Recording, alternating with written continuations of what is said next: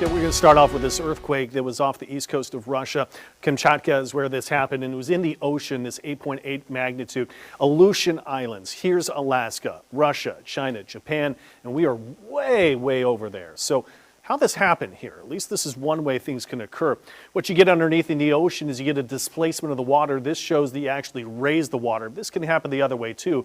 You get some of that ground that actually gives way and then it displaces the water. That water level drops, then essentially just creates a wave from there.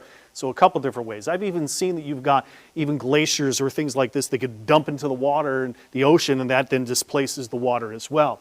So what happens first of all is you get a drawback and the water recedes before the initial wave comes, and then you get not just one but a series of waves, an inundation that can occur. So a tsunami is not just one wave but multiple waves, and it could be second, third, fourth, fifth. It's even higher than the first initial wave.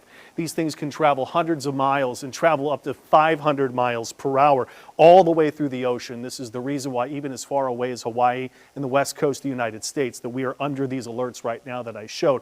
Again, it's an advisory for the west coast, meaning warnings. This could be something serious, which Hawaii is under in the Aleutian Islands, parts of them. But the west coast in advisory, it's a little bit better, meaning it may not be as bad as the worst case scenario. But again, we have alerts up for this possible tsunami. Controlling factors, though, is the depth of the earthquake, how much water gets displaced, too. So we are still in a wait-and-see moment. Okay, local weather for us. We are tracking some storms offshore, but I'm also tracking another area, storms to Alabama, to the Mississippi border, and that at the rate of movement really wouldn't be here until tomorrow at about 15 miles per hour. But that could be the next wave of storms. Real-time temperatures, as we hit the hottest day we've done in 2025 so far, 98. Well, 80 right now, 86 at Lakefront. It is feeling like 96. We're under a heat advisory tomorrow. So even though we have storms that started today, we're moving through the next few days, we still have some heat that's very uncomfortable, almost kind of dangerous situation. So it's an impact day for the advisory. Could feel as hot as 112, but we could do this again going into Thursday. See, the core of the heat still over the top of us. What happens kind of gets pinched off.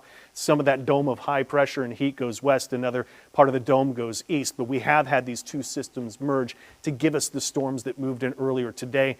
And then we've just got scattered storms to more isolated in coverage as we get through the weeks of the weekend. Good news is a slow tick downwards in temperature should happen. Tomorrow morning, steamy 70s to 83. Nothing new. Let's give it a 70% chance coverage for storms tomorrow. Could have a lot of lightning, locally heavy rain, and some gusty winds. We had a couple severe warnings today.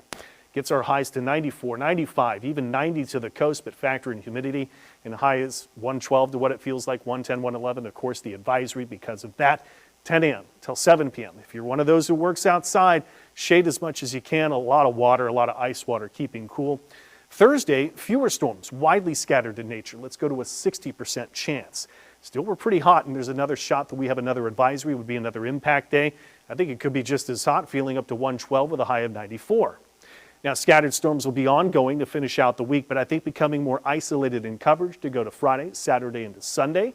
But let's talk about some good news here, and I'll show you in our tropical forecast that right now, as we get out a little bit farther, there isn't anything forecast over the next 7 days, so we are good. But on Tuesdays, we get long-range forecasts that come out from the Climate Prediction Center and does show there is a low chance of possible development long ways from now. Week 2 to week 3, a chance that that is offshore. But what that shows to me, did you see how that fan kind of looks like it's going off the east coast?